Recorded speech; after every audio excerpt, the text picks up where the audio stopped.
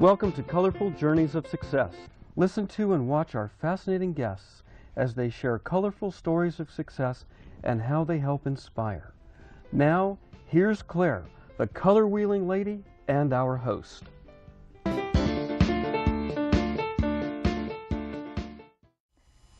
Welcome to Colorful Journey of Success. So glad that you joined us. We're talking now tonight about the mentor-tutor connection. And our guests, I have two guests, they're delightful people, Sally and Bob. Sally, as chairman of the board, and Bob, thank you so much for coming, the founder. Good evening. Okay.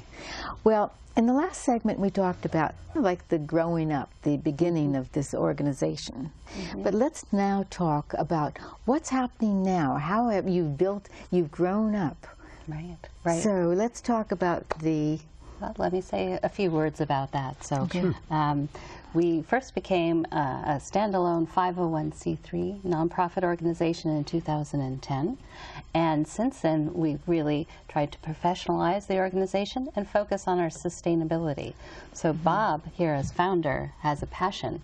But if he decided to move away, we want to continue to help the kids in our community. So Bob Yes. and the rest of us, we're very focused on sustainability beyond Bob and beyond our current board, who's very dedicated. So we've gone through a strategic planning process, and we've relaunched ourselves with a new name, Mentor Tutor Connection, and a vital new look, we think. We do. It's got a lot of energy. Yes, that's right. Aqua and lime. I didn't wear You my should have lime. worn your lime. Like a lemon? Yeah, so that we can reach out, continue to reach out to the community and build on our strong foundation, but actually still grow and expand our impact. Is there one particular person that you feel is kind of like really the strong motivator in keeping things going? Well, right now, that would probably be me as chair, right? I would. Yeah. Yes. Every 2 years, we elect a strong motivator to be chair, and I just started my term in July. So, Well, congratulations. yes, thank you. We've had some wonderful leadership over the have. past several years, and each person that is a chair of the board has, as Sally said, a 2-year term. And we have some really committed people, not just the board, but the chair in particular. So the board's comprised of a financial person, and then recruiting and fundraising and personnel. And so we have, what, 5 committees, I believe.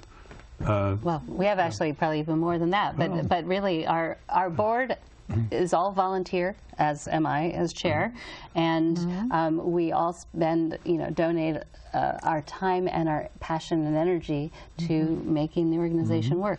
We're getting to the point, though, where we're really going to grow up, and we're looking to hire a part-time executive director, again, focused on that sustainability, both in terms of recruiting volunteers, getting the message out, and in fundraising. So, That's awesome. So we have, That's very impressive.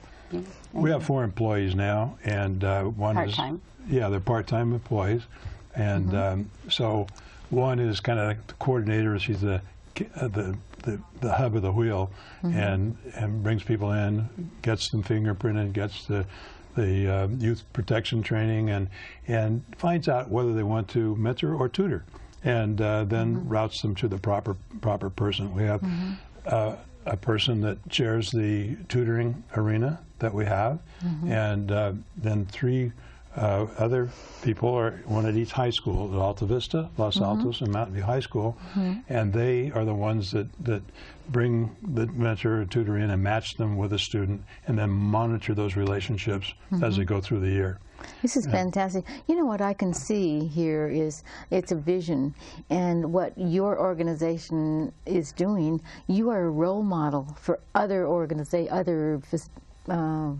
areas, other high school units, and who knows, it can certainly work not necessarily just for teenagers, but in college, and it's a very powerful. Well, I should clarify that our tutoring program is in the elementary and middle schools, and our mentoring program is in the high schools. So we do separate it that way. Thank you for that clarification. Okay, so what are some of the, how about a compelling story? And you, as founder, I'm sure you have a wonderful story that you'd like to share. Well, the youngster I kind of took on as a mentee was a sophomore in high school. He's now 22 years old, and I'm still in communication with him. We have a lot of those relationships that, you know, mentoring is not necessarily tutoring. It could be tutoring, but it's becoming a friend of a youngster, male or female, and we do match men with students, boy students, and girls with women with girls, and so when these relationships are being built, it's a commitment on both the student's part and the mentor's part too. So. Yes, I can see that. I should mention that the students all ask to be in the program. They're not required to be in the program. You can imagine you cannot force a teenager to get involved with an adult if they don't want to be. So these are all students in the high schools who want to have mentors. I'm kind of curious. Do you have teenage children yourself? Yeah, well, that's actually, yes, you're going exactly to what my thinking was. I got started with a young lady when she was a sophomore in high school, and my daughter at that time was a junior in high school. So I knew my daughter would be graduating and moving on, and I thought I could give back. Because the school system did such a great job for my kids and giving them a great education, I thought maybe I could help another child really make the most out of what our school districts do. Like you, that get, you know, and you, Bob. They've flown the nest, and so you pick up another kid as a mentor. Do they call you Mom? No, but it's funny. My young lady who now has, she had a baby about a year ago. She graduated several years ago, and she's now a young mother. And her mother, who I like very much, she comes from a very nice family, actually. Her mother calls me Grandma. Oh. She says, I'm another grandma. So I haven't quite wrapped myself around that yet, though. Can't grip that one, can you? Yeah. So now I'm curious. What are some of the requirements for the volunteers? Yeah. So Bob alluded to the fact that we have a screening and training process. So before a mentor or a tutor can be trained and placed, they have to fulfill a number of requirements. As you can imagine, working with youth, the school districts want all volunteers, including ours, to be checked. So we have a youth protection training course that they go through. We have a fingerprinting process that's required. We have TB tests required. And then mentors also have to have a driver's application and proof of insurance and that type of thing, because a mentor will pick a student up from school and then drive them. We do like to have the mentor work with a student or be with a student at least twice a month. And I found that over the period of years that the relationships don't build up as well that way. Rather do it once a week. And I think both the student and the mentor get some continuity to the relationship that way. What happens, I think, is you start with them at the beginning. You should see them once a week to establish a relationship. But then it tapers off, and you don't have to see them every week. You maybe see them every other. But by the time they're seniors, they don't have much time, so you're lucky if you see them once a month. But by then, and we brought some pictures of mentors and their students. We have a picture of Bob with his young man, and we have a picture of me with my mentee. And in fact, we have one of me with my mentee when she was graduating. How exciting. So you must have been very proud. I was very proud, and she and myself and the mentor coordinator who matched us, it's like matchmaking really, we were all three there at graduation, and it does. It gives you feel really good. And now she's become a certified medical assistant. That's nice. Oh. Yeah. Good success story. So that is a compelling story. You know, you see that, and it's very inspirational. So how can people get involved? Well, they can check out our website, and there we give some information about what the basics are, what it's like to be a mentor and a tutor, what that process looks like.